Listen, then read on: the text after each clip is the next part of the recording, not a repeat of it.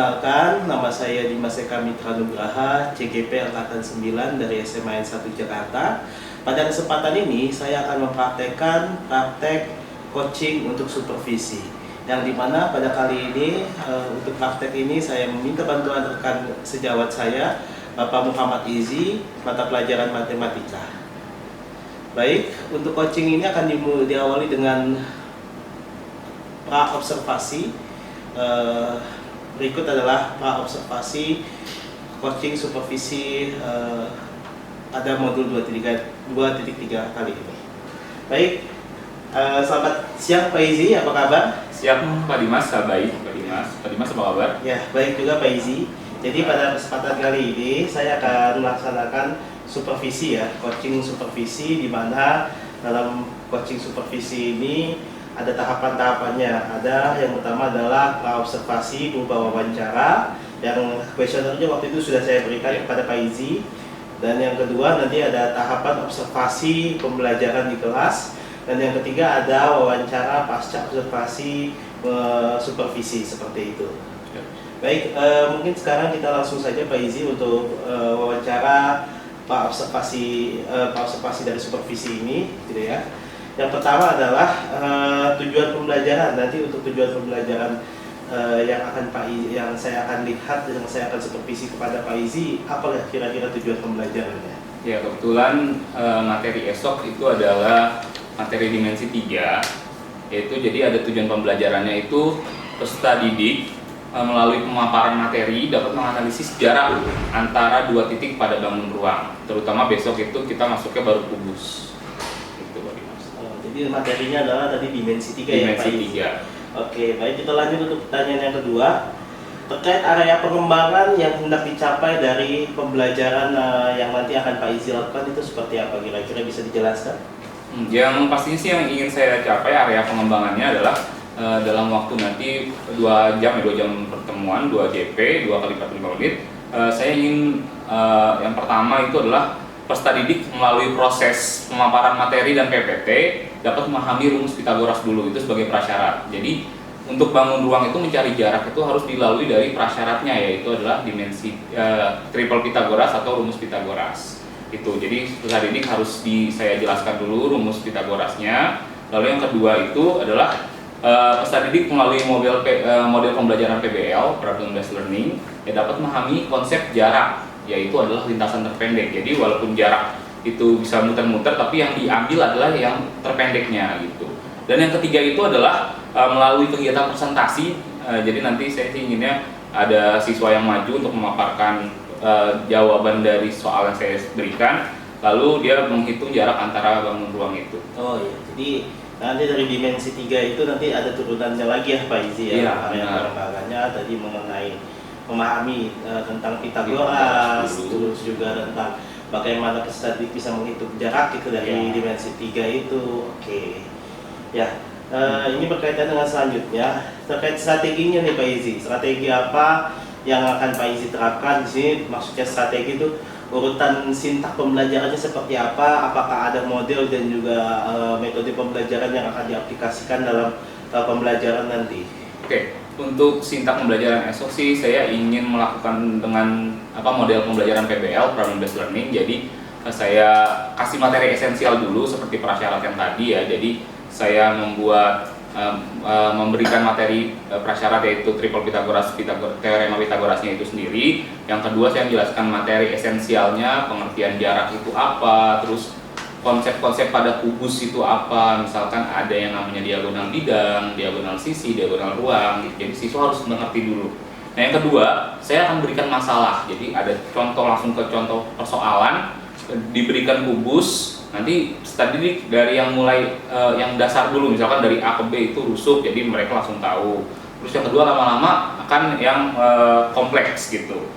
Yang ketiga saya ingin mengorganisasikan peserta didik, jadi akan saya diskusi antara meja aja biar nggak terlalu ribet. Terus yang keempat saya ingin peserta didik itu mengembangkan sendiri kemampuan berpikirnya. Dan yang kelima membimbing penyajian hasilnya, jadi mereka harus presentasi di papan tulis, nanti dijelaskan sendiri nanti dan peserta didik yang tidak maju, yang pengamat itu harus mengamati bagian mana apakah sudah benar, apakah masih ada yang salah gitu. Nanti dikoreksi sama masing-masing peserta didik. Gitu. Jadi nanti strategi yang dipersiapkan oleh Pak Izzy dalam supervisi nanti itu adalah metodenya dengan PBL. Iya. Jadi peserta didik diberikan permasalahan, permasalahan terkait materi yang di dimensi 3 khususnya segitiga gitu ya, di mana peserta didik juga nanti bisa memecahkan gitu ya, dengan contoh-contoh masalah yang diberikan nantinya, dan juga akan dibentuk dalam kelompok, tapi kelompoknya kalau saya cuma saya sih ya nggak berempat, paling berdua aja gitu, biar diskusinya antar meja. Ya, kelompoknya berarti kelompok kecil gitu. Kelompok kecil benar. Dan juga kalau terkait di strategi ini, medianya yang akan Pak Izzy gunakan? Saya menggunakan medianya seperti PPT ya, karena kita biar langsung gambarnya enak, jadi pakai PPT. Saya langsung menggunakan pen tablet, jadi nanti berbantu aplikasi Paint. Jadi saya gambarnya di pen langsung, biar ada anak-anak visualnya juga gitu Pak Dimas. Oke, baik Pak Izzy, mungkin itu saja. Nanti kita bertemu di kelas. Saya akan mengamati dan supervisi Pak Izzy apakah yang sudah direncanakan dalam koobservasi ini, dari tujuan pembelajaran, area pengembangan, strategi yang akan dilakukan gitu ya, itu akan terlihat atau tidak di dalam proses pembelajaran Pak Izzy nanti yang saya supervisi. Oke, sekian mungkin wawancara koobservasi ini. Nanti kita sampai ketemu di ruang kelas ya Pak Izzy ya. Siap. Oke, assalamualaikum warahmatullahi wabarakatuh.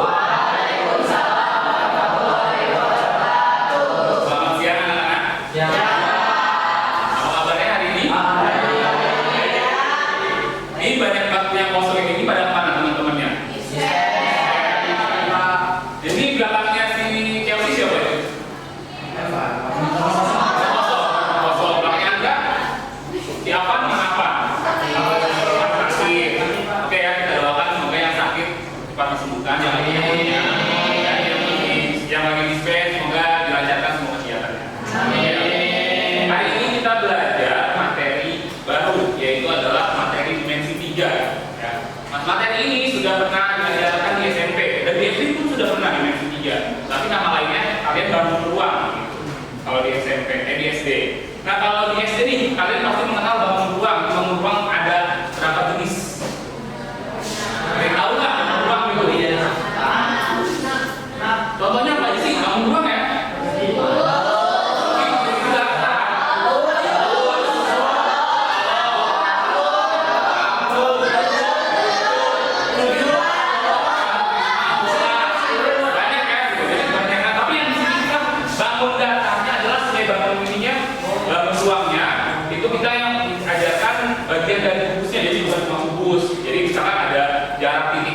Jarak titik ke garis dan ini ya contohnya.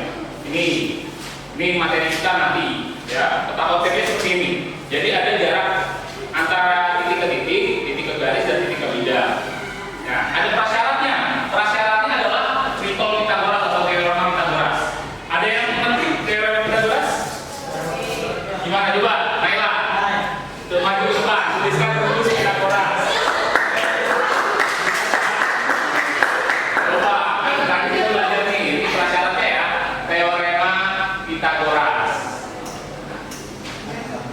Coba Nela tolong dibuatkan teoremanya. Coba. Silakan ditulis rumusnya. Ayo maju ke depan.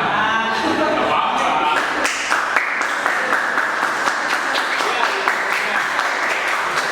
Enggak kayak udah. Biasa aja. Teorema Pythagoras ya, prasyaratnya. Ya, langsung rumus aja.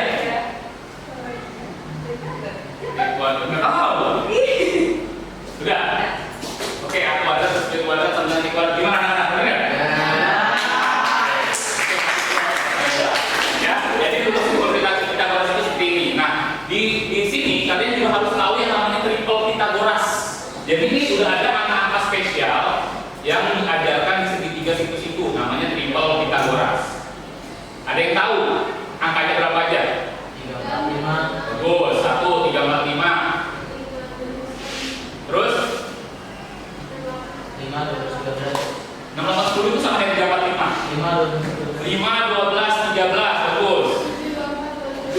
4, 25, keren. Ayo, apa lagi?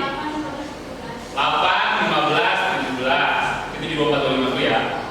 Bagus, apa lagi 78? Yang kelima. Ada yang tahu nggak? 9, ada 9. 40, 41 ini yang jarang, tapi ini harus tahu. Ya ini namanya tripel Pythagoras. Jadi kalian nanti untuk perhitungannya bisa dalam bantuan ini. Oke, silakan saya mulai. Oke, silakan masuk. Iya di mana? Oh, apa? Semua ini. Artinya pakai. Oke, jadi ada namanya perangkatnya Pythagoras. Ini angka-angka spesial yang wajib dihafalkan. Ya, jadi kalau kalian mencari Pythagoras, sisinya itu udah jelas. Misalkan di sini ada angka, misalkan ya ini 12. Di sini ada angka 16. Di sini berapa? Gitu. Nah kalian bisa pakai, nggak usah pakai rumus, kalian bisa pakai perhitungan yang tripel Pythagoras ini. Gitu. Caranya gimana? Ini 12 sama 16 itu bisa dibagi berapa? Bisa dibagi 4 ya. Berarti dasarnya adalah ini 3, ini 4, teman-temannya 5. Karena tadi kita bagi 4, maka ini hasil harusnya berapa? 20, maka sisinya adalah 20. Tanpa kalian hitung tuh kalian bisa. Tanpa pakai rumus kalian tahu ini 20 loh. Karena dasarnya dari 3, 4, 5. Itu ya anak-anak ya. Jadi wajib dihafal tripel Pythagoras. Gitu. Mau dicatat dulu? Ya catat dulu deh, bentar ya. Mau kasih waktu catat semenit untuk masuk tripel Pythagoras. Tuh, coba ya catat. Jadi foto boleh, foto anak zaman sekarang canggih-canggih ya. Itu tinggal foto. Oke, sudah. Ya, pokoknya kalian pahami tripel Pythagoras dan perhitungannya gampang. Nah ini selanjutnya indikatornya dari prasyaratnya. Nah indikator yang kita pelajari ini ada 3. Ya, 3 di KD 1, di KD pengetahuan itu ada 3. Yang pertama mendeskripsikan jarak titik ke titik, yang kedua jarak titik ke garis, ketiga jarak titik ke bidang. Dan bawahnya juga sama. Ini dalam konsepnya. Penerapannya ada 3 juga, menentukan jarak titik ke titik, titik ke garis dan titik ke bidang. Jadi simpel lah materi ini. Ya. Dan selanjutnya ini adalah kubus yang kita pelajari di SD dan di SMP. Nah coba nih kalian pikirin dulu ya. Kubus ini kan ada yang namanya bidang-bidang pada kubus. Mungkin kalian di SMP dan di SD nggak tahu yang namanya bidang pada kubus. Kalian tahunya di sisi depan, sisi samping, belakang gitu ya. Ternyata di SMP ini dipelajari namanya beda, namanya bidang frontal. Frontal ini artinya itu bidang yang di depan kamu, di hadapan kamu. Ini kepotong ya. Jadi kalau bidang frontal itu adanya di depan sama belakang, ya, depan sama belakang gitu. Kalau bidang ortogonal itu adalah bidang yang tegak lurus, bidang frontal. Jadi kalau angkanya beda nih, misalkan ini ya, kubusnya seperti ini. Nah bidang frontalnya bidang apa anak-anak? Yang di depan kalian nih bidang apa? AB, FE, sama yang belakangnya. Ini adalah bidang frontalnya. Kalau bidang ortogonal itu selainnya tegak lurus bidang ini. Yang tegak lurus bidang ini ada apa aja? Ada bidang sampingnya nih, BC, FG, ini tegak lurus nih. Tegak lurus lagi yang atas, ini semuanya adalah bidang ortogonal. Ya. Di SMP udah belajar belum?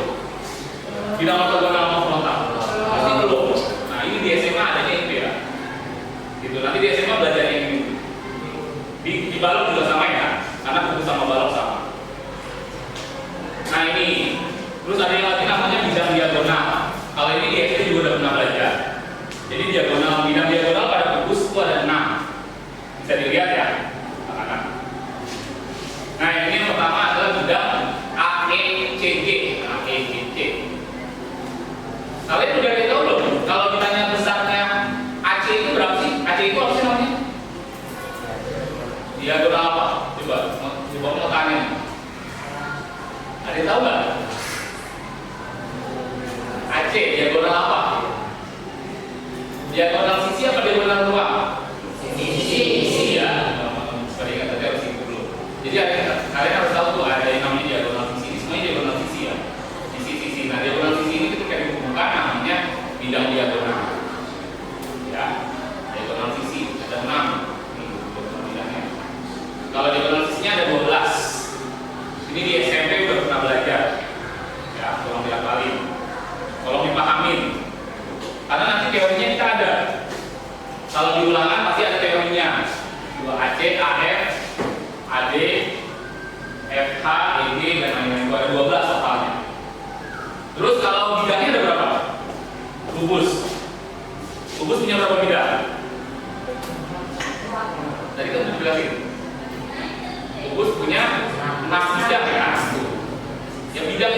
ya bidang itu jangan bidang itu ini loh. ABN itu bidang, kita di bidang frontal. Jadi kubus sama balok punya 6 bidang. Ya. Dan next, sekarang jarak. Nah ini pengertian dari jarak. Jarak itu adalah ruas garis terpendek. Ya, jadi jarak yang namanya jarak itu adalah luas garis terpendek. Kita nggak mungkin nyari yang terjauh. Misalkan ini, gimana ya logikanya ya? Ada titik nih, ada 2 titik ya. Di sini ada dalam lingkaran. Di sini ada titik A, di sini ada titik B. Gitu. Misalkan ini di sini 3 cm, di sini 12 cm. Nah menurut kamu jarak AB dan AC kan nggak mungkin kita kalau mau ke AB dari A ke B nggak mungkin kita lewat jalan yang jauh gitu. Pasti kita milihnya jalan lewat jalur yang dekat. Nah ini namanya jarak ya. Jadi jarak itu adalah lintasan terpendek. Jangan pakai yang jauh, gitu. Jadi kalau dalam matematika jarak itu adalah lintasan terpendek. Jadi jarak itu ingat ya jarak itu lintasan terpendek. Ini ya. Jarak itu adalah lintasan terpendek. Jadi jangan nyari yang panjang. Yang nyarinya adalah yang terpendek. Sampai sini ada yang mau tanya dulu nggak? Sebelum kita masuk ke contoh soal. Yo, ada yang mau nanya tentang kubus, balok, bidang diagonal bidang. Ada yang mau nanya dulu? Kalau terpendek jarak, kalau terjauh. Kalau terjauh itu hubungan kamu sama dia. Iya. Kalau yang terjauh ini apa ya?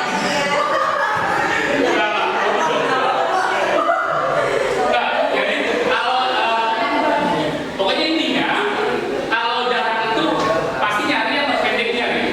Jadi misalkan nanti ada 2 titik, ini jarak garis, kalau kan titik ke garis deh, jarak titik sama garis. Ya, ini misalkan ada titik ke garis. Ya, menurut kalian yang paling pendek ini ke sini atau ini ke sini atau coba menurut kalian yang mana yang paling pendek? Yang Ada A, B, C ya, A, B, C, D. Kenapa ke B? ada lurus. Karena lurus. Ya, karena yang lain miring ya. Iya. Nah, ini maka jarak itu adalah yang paling pendek ini. Kalian bisa mungkin A, B ini adalah jaraknya. Nggak mungkin kalian pakai A ini ke sini. Karena ini lebih panjang daripada A ini titik ini ke B. Jadi logikanya kalau mau mencari jaraknya wajib yang terpendek. Jangan yang terpanjang. Itu nggak apa ya, nggak rasional lah ibaratnya. Oke? Itu ya bagus pertanyaannya. Sorry yang jawabnya gitu. Oke, tadi udah. Sekarang ini contohnya. Coba nih, ada kubus. Coba kalian boleh diskusi ya sama teman sebelahnya. Jadi, ini ada kubus. Ada kubus ABCD, EFGH, bentuknya 20. Yang ditanya jarak titik B ke F berapa? B ke F. Nah, B ke F. Kenapa 20? Iya, karena B itu sama dengan musuh. Oke? 20. Kalau A ke D sama 20. Kalau G ke H kalau A ke C beda. Berapa? 40 kurang 4. Coba dihitung pakai minum kita berat. Karena AC itu adalah garis miring pinter ya. Coba kalian diskusi dulu gimana cara nyari AC. Gimana yang mau maju? AC ya. AC itu ini. Berarti kamu punya ini dan sini. Jadi punya A, B, sama C. Coba cari AC-nya gimana? Tuh, pakai rumus yang lain buat. AB berapa AB? 20 ya. AC 20. Berarti AC berapa? Ayo coba hitung. Ayo coba hitung semuanya. Berapa hasil rumusnya? 28. Iya. Coba maju gimana? Coba ya. Good. Berarti kita maju. Oh, apa? Ayo, lanjut. Ya. Ayo, maju silakan. Gak apa, salah gak apa. Yang penting berani. Ayo, dua-duanya saya suruh maju. Ayo, maju silakan.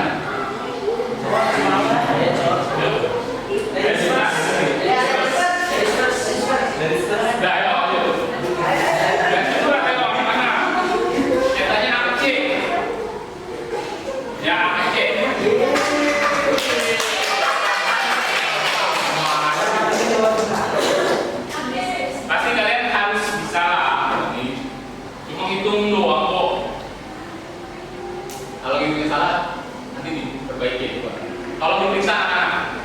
Mungkin dari sini nggak ya? Kita bakal kasih tahu sebabnya.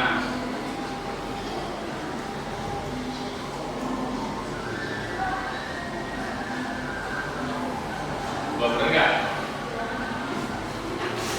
20 kuadrat tambah 20 kuadrat bagus, tambah 400. Bisa nggak diubah ke dalam bentuk akar? Berapa akar berapa? 400 kali 2 ya? Kayaknya 400 kali 2. Ya, coba aja berapa? Kayaknya Ya, ada.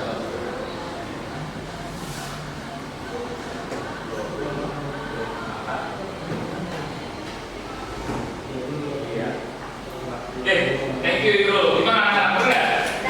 Bener ya, oke, kasih tepuk tangan dulu.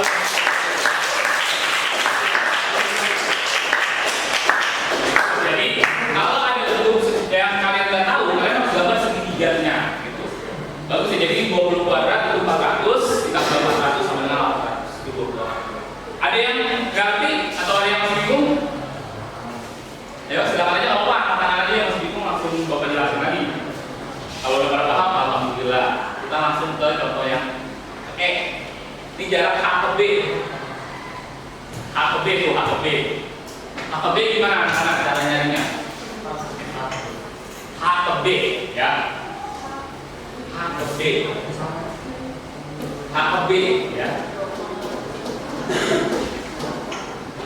H ke B. H ke B ya, coba H ke B. Ini Bapak pindahin aja ya. Oke, biar kita hitungnya bisa bareng-bareng. Coba H ke B ya, kita tahu berapa nilainya? Atau namanya dulu H ke B itu namanya apa? Diagonal ruang. Bagus, H ke B ini ya. Bapak ambil dulu. Ya, Bapak gimana? Ini Bapak gambar aja ya. Bapak gambar aja. Ini anak-anak, kalian kalau bisa manfaatin teknologi seperti ini ya, jadi kalian bisa gambarnya bisa langsung dari aplikasi atau HP.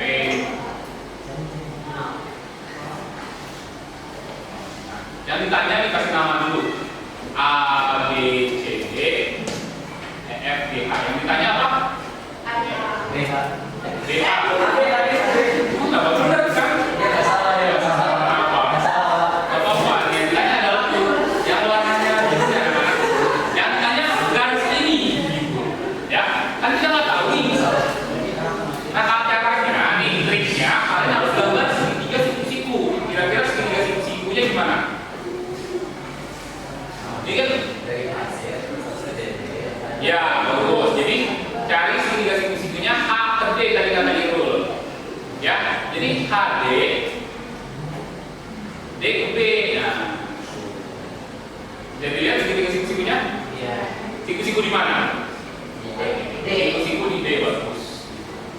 Ya, jadi siku-siku di D. Kelihatan nggak gambarnya? Kelihatan ya? Nah, jadi segitiga siku-sikunya di D. Nih, saya kalau gambar terpisah gambar seperti ini. Ya. H, D sama B. H, D, B. Bisa dipahami nggak? Nah, yang kita butuh tuh HB yang ini loh. HB itu sisi apa? Sisi kiri. Berarti rumusnya gimana? Tapi sebelum rumus ini dulu deh. HD itu berapa sih anak-anak? 20. Kenapa 20? Rusuk. Jangan sisi ya, jangan sisi. Nyebutnya rusuk. Kalau sisi itu nanti sisi kanan samping, sisi belakang.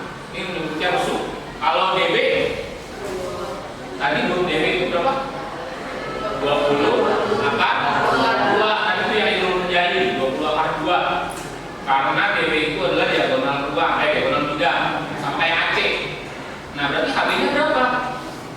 Nah, ini adalah cara kita boros lagi. Jadi HB sama dengan apa? Akar dari 20 kuadrat ditambah gimana ya? Kalau 20 kuadrat tadi lu udah tahu nih 400. Kalau 20 akar 2 dikuadratin gimana? Ada yang tahu nggak? Jadi 20. Gimana? 20 pangkat 2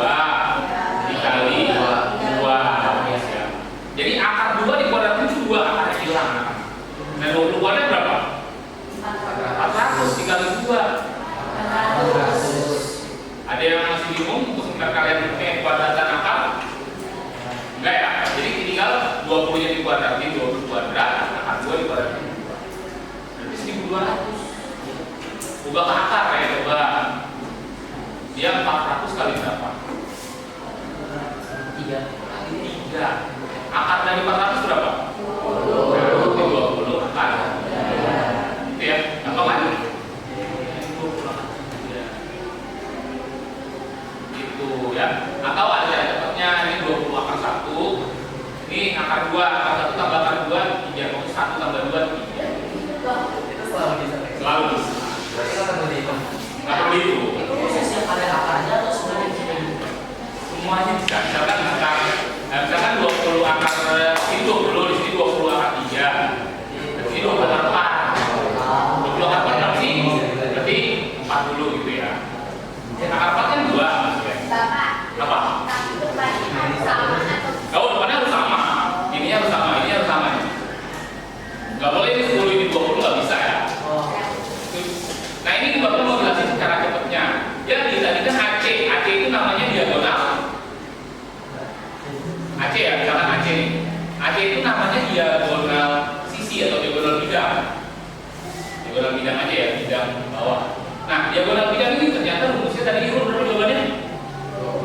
20 apa aja sih? 20 itu tadi besar apa? Rusuk ya. Berarti ini rumusnya adalah rusuk akar 2. Nah, sedangkan HB itu namanya diagonal apa? Diagonal buang. Besarnya 20 akar 3. Berarti rusuk akar 3. Jadi kalian kalau ditanya diagonal buang, langsung aja maksudnya rusuk akar 2. Rusuknya berapa ya? Soal gitu. Ya. Nah, ini yang kalian harus pahami. Oke, silakan tuh dipahami dulu, difoto dulu, dicatat dulu, terserah kalian. Jangan sekarang udah media digitalisasi, boleh difoto. Kalau ada yang bingung boleh ditanya, langsung ditanya ke bapak boleh. Kalau yang malu nanya nanti boleh kasih YouTube bapak. Ya, ada materinya ada di YouTube. Ya, jadi kalau kalian belajarnya ada yang masih bingung dalam penjelasan bapak, kalian bisa cari di YouTube bapak. Ada videonya. Gitu ya. Ini jarak titik-titik itu seperti ini doang anak-anak. Yang penting kalian harus bisa gambar segitiganya. Ada yang bertanya sampai sini? Ayo, gimana? Apa? Kita langsung ke lapisan aja kali ya? Gimana? Sampai sini ada yang mau nanya nggak? Kayak oke, benar benar. Ya, sekarang saya mau pelatihan aja deh.